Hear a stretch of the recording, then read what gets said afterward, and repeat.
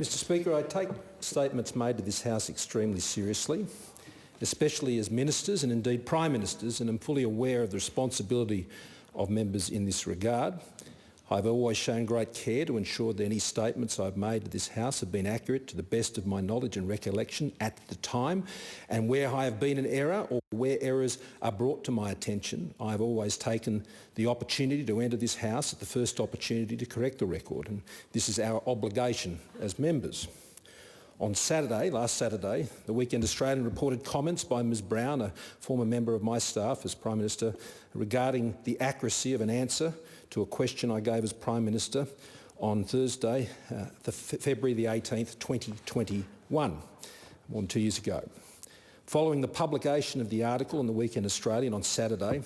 I took the opportunity to review and inform myself once again of the events of that week, as the Weekend Australian article was the first occasion I had been made aware that Ms Brown had a different account of the events that I referred to in my response to a question in the House on Thursday, February 18, 2021. I am therefore now pleased to take this first opportunity to address and clarify these matters here to this House. I became aware of the incident involved Ms Higgins on Monday, February 15, 2021.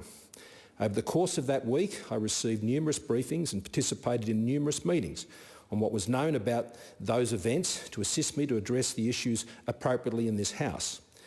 These briefings included information drawn from discussions held between members of my senior staff with Ms Brown. There were also many corridor conversations within my office, as opposed to the corridors of this place more broadly, that occurred that week, and note that Ms Brown's office was located directly outside my own.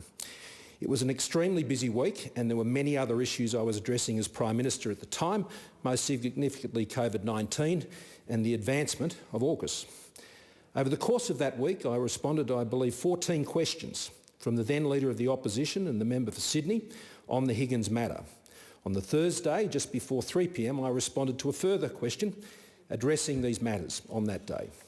The question was from the then Leader of the Opposition and asked whether I had raised a statement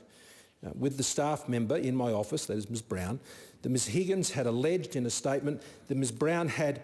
continually made her feel as if her ongoing employment would be jeopardised if she proceeded any further with the matter. In my response, I confirmed that I had raised the matter with the member of my staff, and that was my recollection at the time. I preceded this by noting there had been many conversations over the course of that week in relation to these issues. In my response, I noted that the Australian Human Rights Commission says that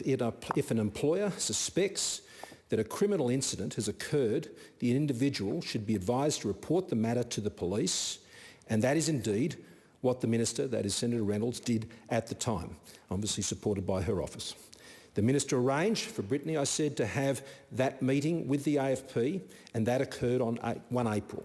I responded that everyone here, and by implication that included Ms Brown, tried to do the right thing. They took advice and followed the advice, and they sought to provide that support.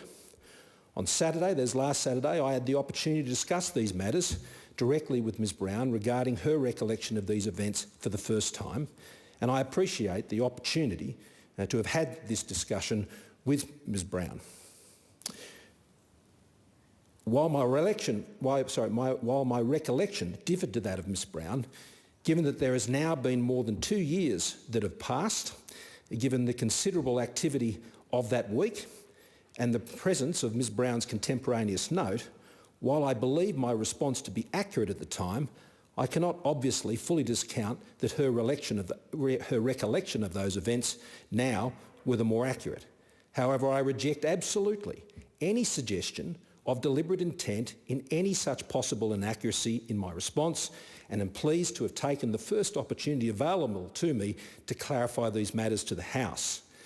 The lack of any such deliberate intent is borne out by the fact that regardless of whether an exchange between myself and Ms Brown had occurred prior to providing my response in the House, my answer regarding Ms Brown's conduct in relation to Ms Higgins, dealing with the allegation made in relation to Ms Brown's conduct, my response had been informed by detailed discussions with Ms Brown and members of my office who were advising me on those matters. It was and remains my strong view that Ms Brown did all she could to provide support to Ms Higgins at that time, and that most importantly, Senator Reynolds' office had sought to ensure these issues were dealt with through the justice system in supporting references to be made to the police, while at the same time respecting Ms Higgins' wishes for confidentiality and thereby supporting her agency. Allegations of sexual violence against women should be addressed in our justice system. They should not be cynically prosecuted in the public square for politics, as has sadly and increasingly been revealed in relation to these issues.